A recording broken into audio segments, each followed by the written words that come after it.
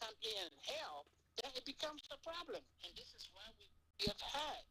We have auto expertise that we want to bring into the picture to help the EPA and also the National Disaster Emergency.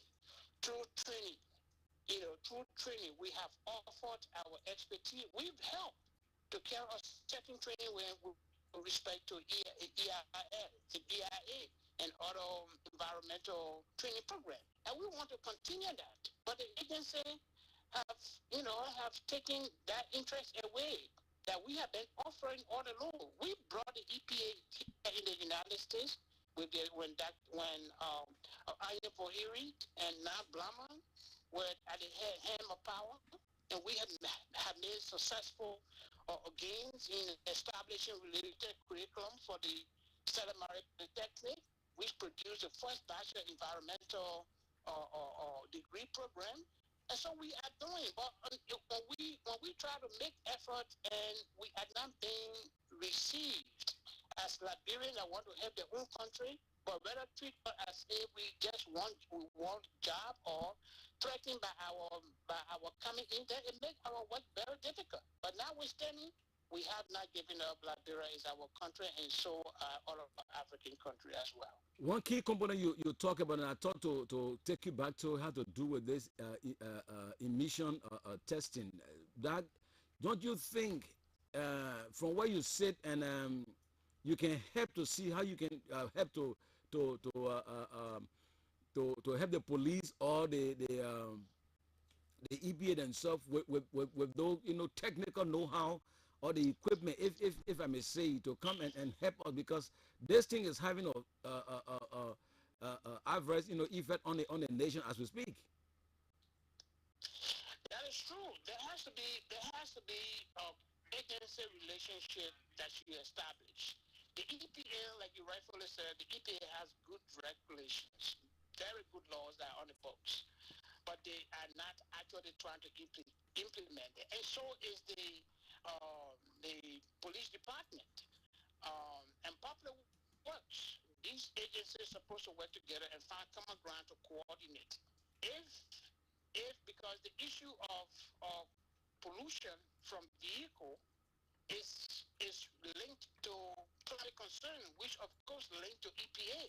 So if EPA goes to motor vehicles and look, we have to do something to curtail the number of vehicles in the street, the dilapidated vehicles in the street causing all of these problems. We have to conduct something called emission testing. So that way you make sure that the vehicles that do not meet that standard, they should be taken away from the streets.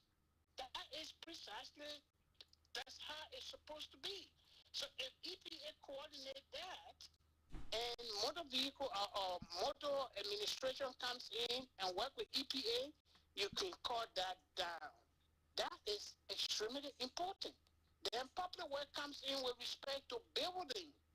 Nobody should build any house, even a Zine house or a Wheeler Market house in Monrovia without getting some permit from public works or whatever entity responsible for that. Once you put that in place and enforce it, you will reduce all of these Zine shacks that are being built everywhere and clustered the area with poor ventilation and make it difficult for drainage system to happen. And until those things are taken into account and they are enforced, we will be talking about this thing in the next 10, 15, 20 years. And this is where the problem is. EPA has to work with motor vehicle and let them put in place conditions and criteria for all motor vehicles, all cars in Monrovia to be tested and to be going through emission tests every year.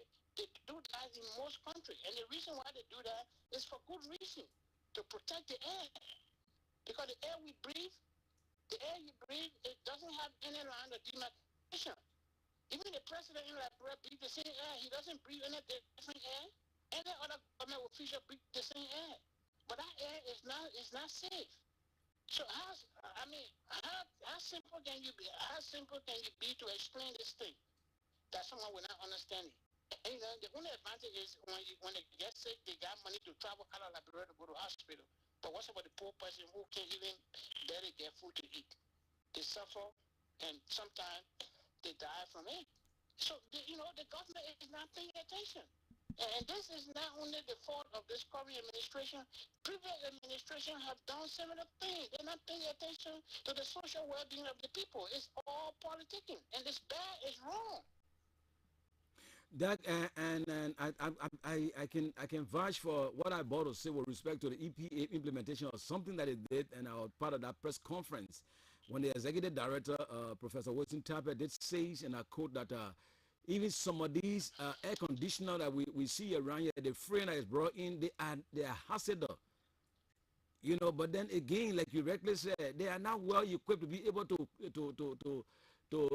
put a full stop to all of those things, because the technical know-how is there, but then the equipment to help facilitate the working are not available.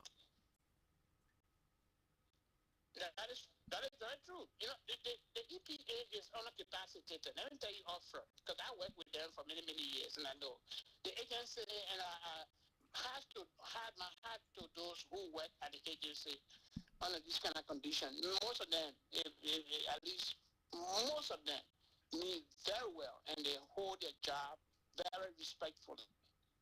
But if the agency is not getting all that it needs to be fully capacitated, if you look at the whole workforce of the EPA, how many of them are really technically sufficient to do what they do? And it's not their fault.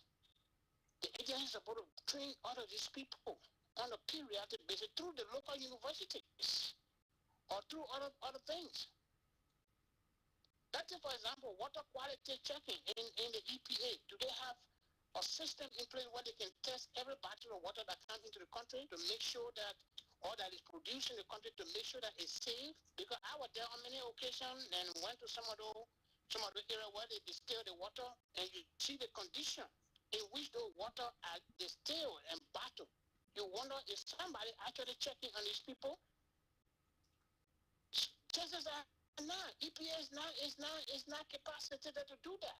We were working on certain things to bring in a complete mechanism that we're going to put in place to test every water in Liberia through the University of District of Columbia with our brother Dr. William Head, who is now the dean for the environmental department at the university. That failed. It did not succeed because of the same, a bottleneck process in Liberia. So the EPA cannot do anything more than what it's doing now, only because that's all they have to deal with. So the executive director, he's right. He's right. He is absolutely right. But what can he do to correct the situation? He doesn't have the capacity. He doesn't have the technical expertise. He doesn't have the place where he can carry out the adequate testing to do that. We have seen most of it that took place, even some of the oil spill, the beer marketing activity that happened in Cape Mount, in many other places. The EPA is inadequate to perform some of the tasks, and as a result, it remains unresolved. And people who are impacted as a result of this, they either get sick, they die, which is most time unreported, and life goes on. Something is wrong. And until the government prioritizes the issue of the environment and disaster management issue, we will continue. We've been talking about this now, for between you and myself. We've been talking about it on your show for the past 2-3 years. Mm-hmm. We even one day had a conference which you attended and participated. Right. What happened? Nothing happened. So we keep talking all the time about the same thing over and over, and nothing gets done. If Liberia, Moravia is so dirty, they trash all over in the street. We talk about it. It became a political issue. Yeah? It stayed there. The trash most of the places that stay have trash. People live in filthy community. They're getting sick. Things happening. The government still going about doing is business as usual and pay less attention to the people. Yeah, but And that's the that dangerous thing to ever do is to play politics with the people that you claim to be protecting. Because the whole idea of political protection is in the Constitution. It's clear. It's the government responsibility to ensure that residents are protected against any harm to their life. And one of those harm to their life is poor environmental condition. Company pollute communities and they get away with it with impunity. When with this government or any other government that is coming will pay attention to the well-being of the people, not play less help. It is frustrating. It is frustrating. Those of us who in the environmental and in the disaster management field, we are frustrated. We are so frustrated. We have the expertise, but our own country will not even give us the opportunity to come and give our expertise even on the pro bono level, just to make sure that our country is safe. But no, it's not. yeah, but that So it's a very sad that yeah, looking terrible condition. yeah, looking at the other side of the coin that had to do with we the inhabitants of Liberia, that I can say to us stupor. We are very, very, very much filthy in terms of our feces. That the street of Monrovia, you walk in there, people stand by the roadside and just urinate and just anywhere and anyhow. So when you blame, they say the government for all of these things, when we, the citizens, are not being very careful with our waste. Yeah, I blame the city government and government. A government is like the father in a house.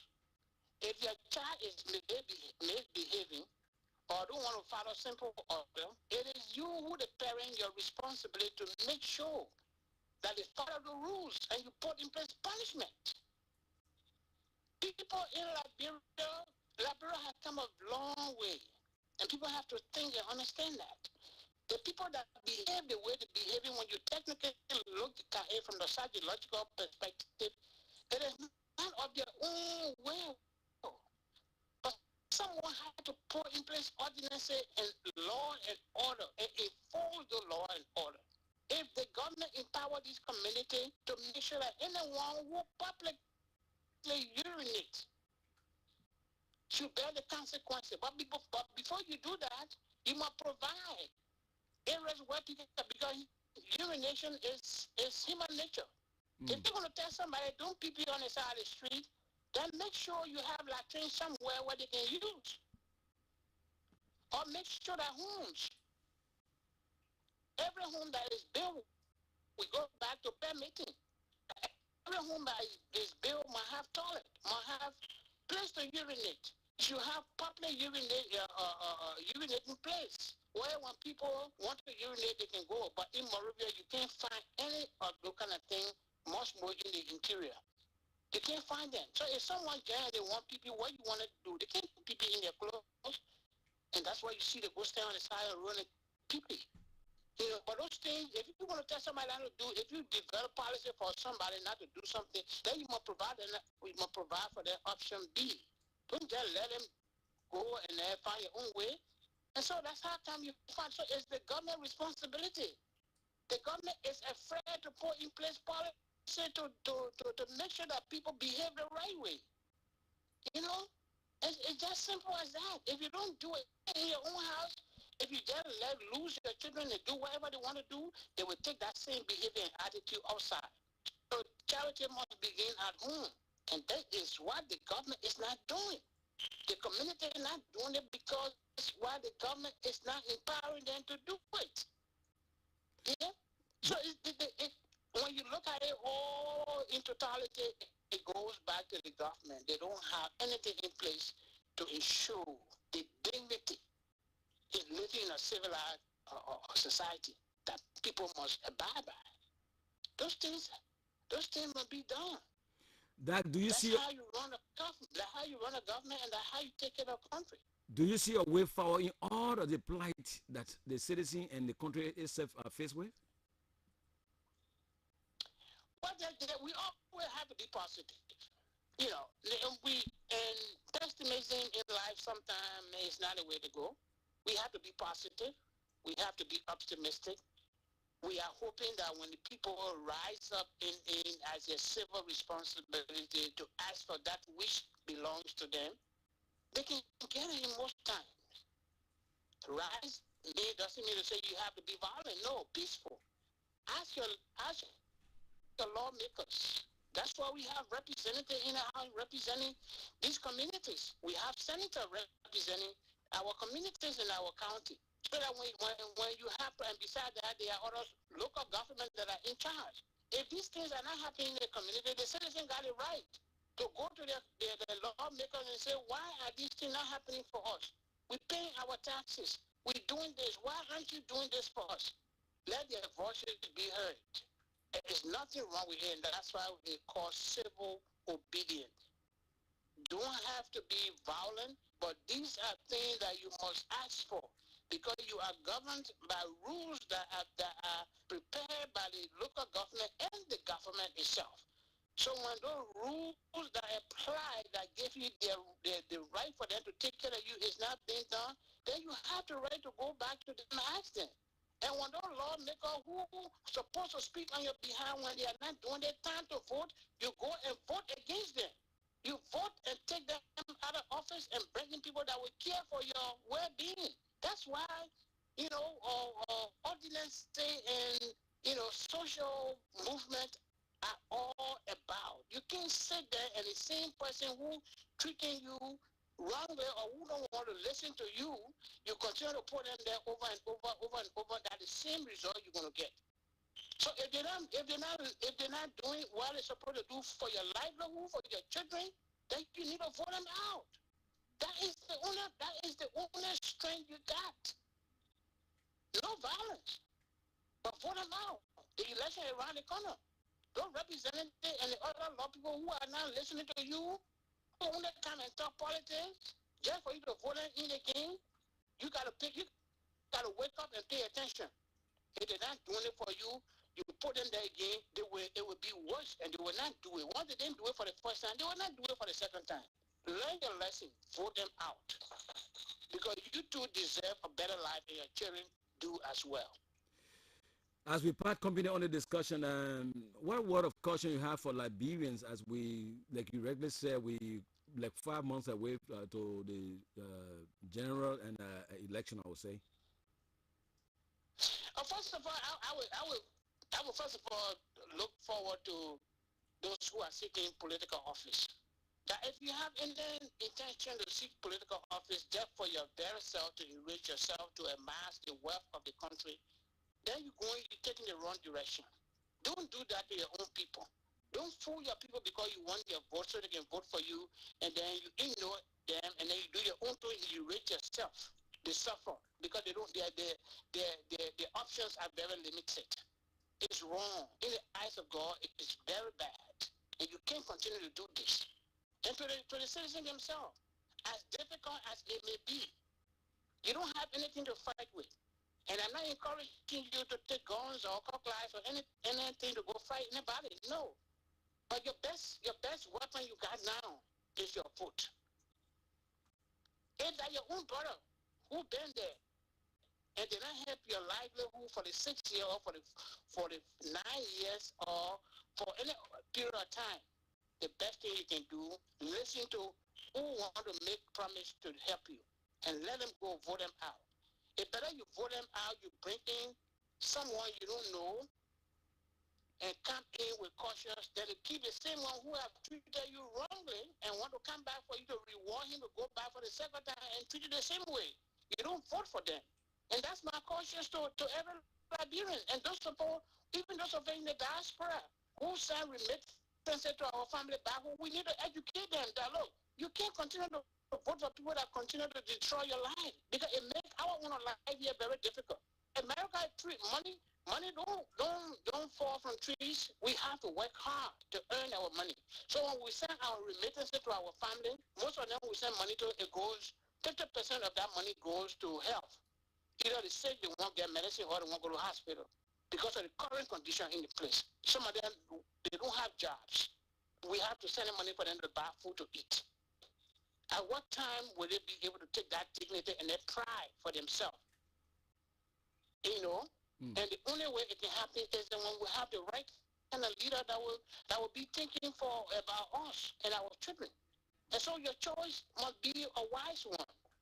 Vote them out if they have shown to you that anything that was no benefit to you, then you don't need them. If you put them there for the second time around, well, you decide, then you ask for the suffering even more. Simple as that. Okay, Doc, I want to stay, keep you on the line, hold on the line while I try to engage the public. We got like 10 more minutes to go. Let's see whether the public have been following to be able to tap into what you just talked about. Whether somebody want to disagree with you or they believe that what you say, it makes sense a lot. So now you can make it, you can join us by calling on the 077-105-100 and 055-105-100 number to call and then make it interactive because it's Dr. Kofa on the line from, he's the executive director of Africa Environmental Watch there in the United States of America. He's the executive director. He's been speaking with me here. He's from the background of environmental, activities. So he's involved with it, and he been giving his own expertise in terms of what is it that we need to do back home when it comes to in our environment. What is it the country needs to do? What is it our leader needs to do for all the benefit what the environment got for us? So you can call us now. We got less than 10 more minutes to go. So let's hear from you, Liberians. Those of you that have been following 077-105-100 and 055-105-100. If you are there, I'm here. Doug is on the line from the United States of America, and let's hear from you two Liberians. So the line is open now. Yeah, I activated the line. So let me hear from you. Whatever you are in Monrovia, let's hear from you. Okay, let's go to the phone line. Talk to the first caller. Your name and where you calling us from? Yes, good afternoon. Good afternoon, sir. How you doing? Yeah, I'm okay. Just say thanks to that in America. Whatsoever he said is true. The problem we're facing in this country is we ourselves, Liberia, we have our own problem. Because we elect people into position, those people, they are not really the true leaders for our country. And those people, when they get into power, we are becoming slaves to them. Yeah, excuse me. Hello. Can we dwell on the environmental aspect and rather than going to the political aspect? I mean, that only try to caution us as Liberians. So can we dwell on the environmental aspect that he spoke about? Okay, to the environmental aspect, I think one of the most important things we just said is for us to make our community to be clean. We ourselves are starting from ourselves. Because you can live in a community where you take the death that is right in front of you, and then you're creating a harm for yourself. So we as a citizen, we need to protect ourselves, because if we're not protecting ourselves, it means that we'll create a problem for ourselves in the next 2-3 years. Like for example, what we were just giving reference to, you got people who walk on the street, they say, do not pity on the street. Granted, you say the person was shooting people on the street, right? But where is the mechanism that you put in place that will make the person, even if you change your people to pity on the street, but you don't have nothing like that, but you're going to restrict the person says, do not pity on the street. The man that you have in nature, why is the people getting what do you expect for the man to do? It is a sad situation in our country, man. Thank you. Thank you too for your call. Do appreciate it. Squeeze maybe 3 more calls. 077-105-100 and 055-105-100. Doug is on the line. We're talking about the environmental problem that the country is faced with. We spoke about so many things. The old cars that run on the street of Monrovia that give all the dirty smoke, the dark smoke that someone, even when you're driving behind those cars, you got to park for almost like 2-3 minutes before the place get clearer. And what can we do? Like some time ago, the EPA boss and stuff, they talk about some of the freon use, the chemical use in the air conditioner that we think we got to our office and our houses. Some of the chemical brought into the country, they are very much hazardous for our survival. So what do you have to say about it? Let's hear from you. 077-105-100 and 055-105-100 number to call. And my guest is on the line. He's there listening to you, Liberian, to know exactly what you're thinking. What you're thinking, I will respect to what he says so far about your own survival. Because some of us, we build houses, no toilet on the houses. We build houses, no window, no ventilation. They MSA ventilation, but no window for fresh air to come in. And but let's go back to the phone line. We got another caller there. There's another caller here. That's your name and where you calling us from. Let's take this call and Let's see what he calling us. Oh, sorry. Sorry, you can still call back. I mistaken it, press the wrong button and the caller went off. 077-105-100 and 055-105-100 number to call and let me get interactive. That is on the line. He's want to know exactly what you're thinking. I will Liberian. Okay, let's go back to the phone line there. Talk to this caller. All right. Your name? What are you calling? Oh, what am I doing? I keep cutting this line off. Oh, sorry. Please call again. I beg you. It's my own fault. I'm mistaking it, cutting you off whenever I try to activate this other line because we had about 2 different lines in studio. So 077-105-100 and 055-105-100 Liberians. Let's hear from you. Let's go to the phone line and talk to another caller. Hello.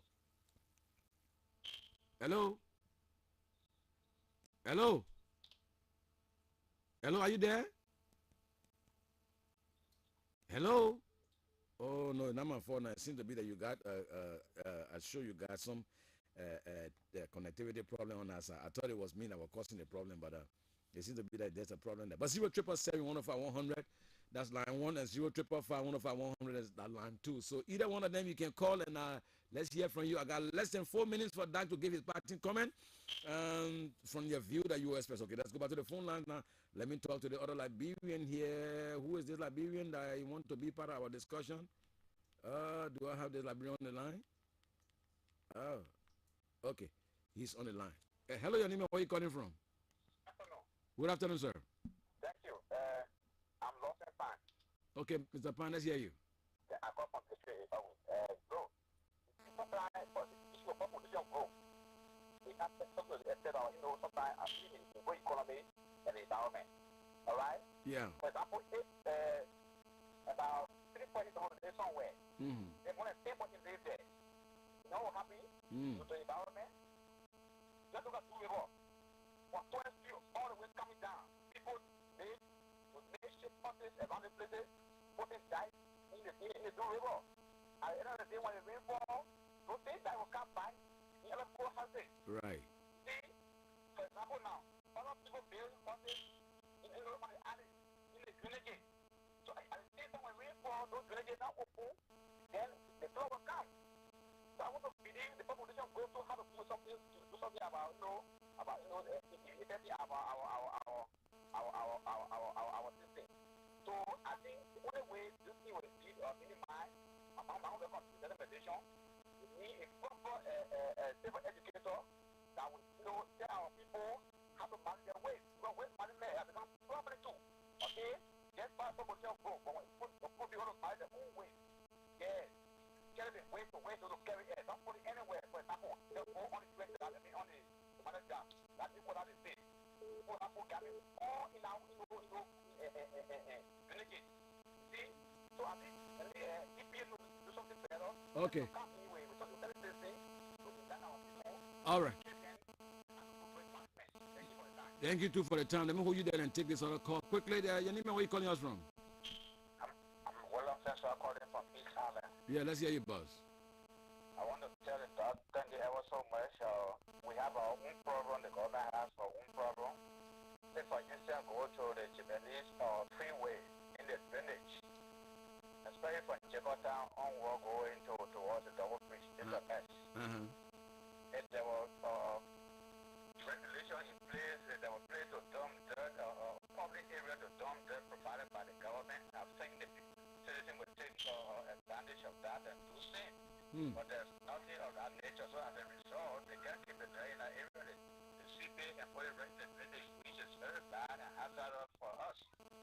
So we ourselves have to do something as well as the government. Okay. And also, I was thinking, we don't have any environmental journalists here to No, we do. We do have them. They are being trained on a daily basis here by the EPA. We do have here.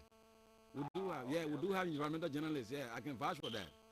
Okay, that's my concern. All right. Thank you so much. Thank you too for your call. That you listen to your compatriots so far here in Liberia, and that my producer just walked to me in studio just and gave me something very much. I mean, it's annoying and disgraceful for a country called Liberia. Imagine the Japanese highway that they spend millions of dollars on. In the middle of the highway where they planted trees, now the trees are all gone, but it's filled it's littered with so dirt, plastic, and all kinds of waste, Doc. as I speak to you. It's right in my hand. I'm sorry that you can't see the photo. But I mean, those are you looking at me on Facebook. I don't know what I can put in front of. Yeah, okay, this is it. I put it on our screen here. You know, Doc. Sorry, but let's hear from before you take leave of this discussion. You know, I am quite impressed with all of the callers. They make a very salient point that need to be taken into consideration seriously. The issue of trash is not only bad for the scenery of our community, but it's a public health disaster. Dumping trash into the river, dumping trash into the drainage system, and all of that. Again, and I understand all the colors. We have to, as individuals, we have to do our part. But more so, it is a government responsibility. Because I can remember at some point in time when I went to Moravia, we did some cleaning or campaign in the borough from the area. We bought trash bags and we poured the trash in it from the market. And we put it in on the side of the street. And we made a call, told the city government to pick up that trash. That trash stayed on the side of that street for days until the birds started busting the plastic bag and the trash spread back into the same place we took it from. So my point here is, if the government does not have the proper mechanism to collect even the trash from the community on a timely basis, then our work is meaningless. Because if you collect the trash and you put it there for them to come and pick it up, and they don't come to pick it up, the trash go back in the street, then it's worthless. Now, even if we collect the trash in the community, what is the sanitary landfill that the government is supposed to carry the trash and put it in? The one sanitary landfill that I heard about, which is in Chismaberg, I understand is not even completed yet. But even for you to take trash from Nikutan, the area of Nikutan, and take it to Chismaberg in Pinsville, the traffic alone, by the time the trash destination, the pollution would have already filled the entire community because the traffic and the cars now moving. It goes back to the same thing we're saying about the dilapidated vehicles operating in the street of Moravia, creating unnecessary cluster. So the problem, it lies fully and squarely in the hands of the government. The government have to put in place ordinances that will make everybody responsible to play the and the government asking people there should be some kind of a sanitary landfill for them, even if it's not a more elaborate engineer one. But there has to be some place where they can put it. And when they put it there, they have open dumping in the area in most communities. But you can open drainage and the open or trash place that they have is only good for 1 week. If you keep it more than that time, the trash tend to decompose. And once it starts decomposing, it becomes another serious problem. Not only the odor, but the leaches that travel into our ecosystem and create another problem that can be health hazard. So the problems are so enormous that the government is doing very little to deal with them. The little that our people are supposed to do is depending on what the government has to do first. The whole government has to put in place the parameters for these things to be in place and to make individuals responsible to make sure that they do their part. The issue of burying people in their backyard. While it is true we all love our family, when somebody died, they are completely in different characteristics. You can't take the body and bury it right behind your home. You know what you're doing to yourself? You can't, even though that our custom, some people do it, but it's wrong. And there are too many other environmental issues. Like during the Ebola, when people body in other communities, they smoke and the other things that were happening to these communities. And after all of that, what happened? Those communities started degrading. And a lot of things happened. You know, the oil spill that took place from the oil refinery. The people are bad as it was. The people are taking the oil on top of the water so they can put it in the drum and go sell it to make living. Can you imagine that? Can you imagine that? That Yes. That what I would do. I mean, we will always call on you because time I already caught up with all my guests. My second guest I just walked in studio, but I want to say thank you very much for this short notice to be able to grace our platform with your presence. I want to say thank you very much, Dak. Thank you very much too, and thank you to your audience. Okay, that's the voice of Dr. Maurice Kofa from the United States of America. He's the executive director of the African Environmental Watch. He been talking to me about the environmental degradations our nation is faced with, Liberia, and of course, you and I, the behavior that in us got a country to be the way it is. Even though I agree with that the government's supposed to do something too, but you too, you and myself need to be more careful.